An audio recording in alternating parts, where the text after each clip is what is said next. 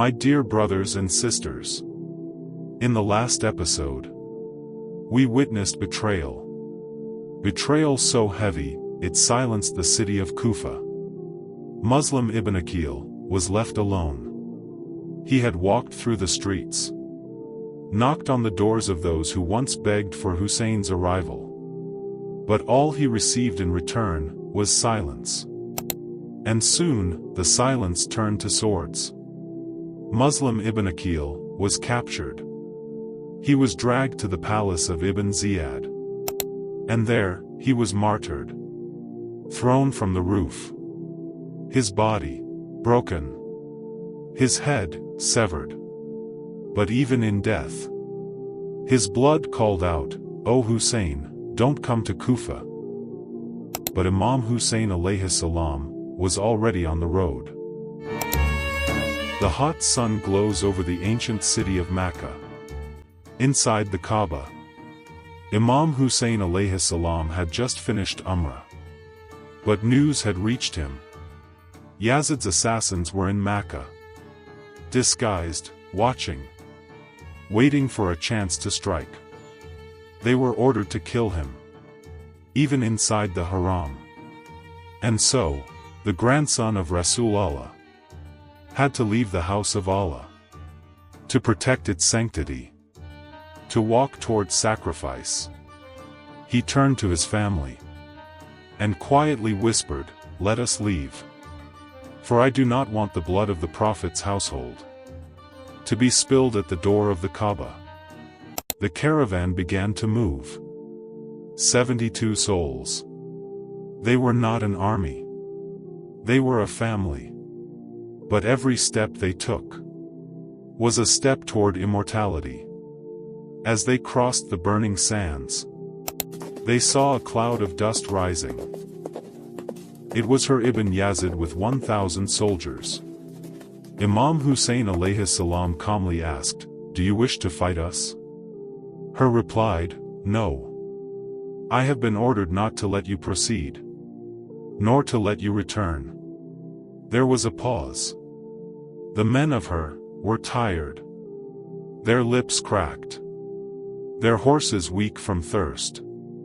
Imam Hussain ordered his people, "Give them water. Give water to their animals too." Imam Hussain alayhis salam took out a bundle of scrolls. Letters. Thousands of them. Letters from the people of Kufa, calling him to come, pledging loyalty, promising protection. He raised them before her. "These are the words of your people. They wrote to me with their own hands. They asked me to come." It was the 2nd of Muharram. The land was dry, cracked, desolate. Imam Hussein's horse stopped. He looked ahead and asked, "What is this place?" They said, "Karbala." Imam paused. He looked toward the empty plain.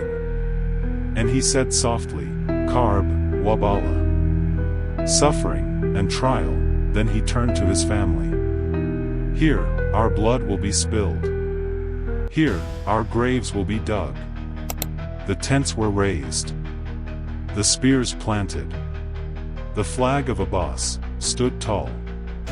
This was the final destination. On the 7th of Muharram, Umar ibn Sa'd arrived with 4,000 soldiers. And a command from Ibn Ziyad, "Do not allow them a single drop of water."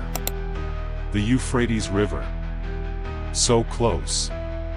Yet now, unreachable. The skin of the canteens dried. The lips of the babies cracked. Even the strong began to stagger. Imam Hussain alayhis salam walked from tent to tent, caressing the heads of the children, whispering, "Be patient, my beloveds. For your thirst will be quenched. Not by the water of this world, but by the fountain of Kawthar." The night fell. It was the 9th of Muharram. A night like no other. Inside the tents, the companions prayed. Some recited Qur'an. Others sharpened their swords. not for victory, but for honor. Ali Akbar alayhis salam came to his father, "Are we not on the truth?" Imam replied, "Yes, my son." And he said, "Then we fear nothing." The women gathered. Zainab held the children close. She knew what was coming. She did not cry. She only prayed. In the silence of Karbala, one could hear the faint weeping of babies, the whispered du'as of mothers, the soft breath of men, who knew this was their final night. They did not sleep, because tomorrow, the sky itself would weep. The wind howled. The stars flickered. The night knew that tomorrow, the sun would rise. Not on just another day, but on a day that would divide history forever. My dear brothers and sisters, this was not a journey of pain. It was a journey of proof. Proof that truth never bows to tyranny. Proof that the household of the Prophet would rather face thirst than dishonor the legacy of Islam.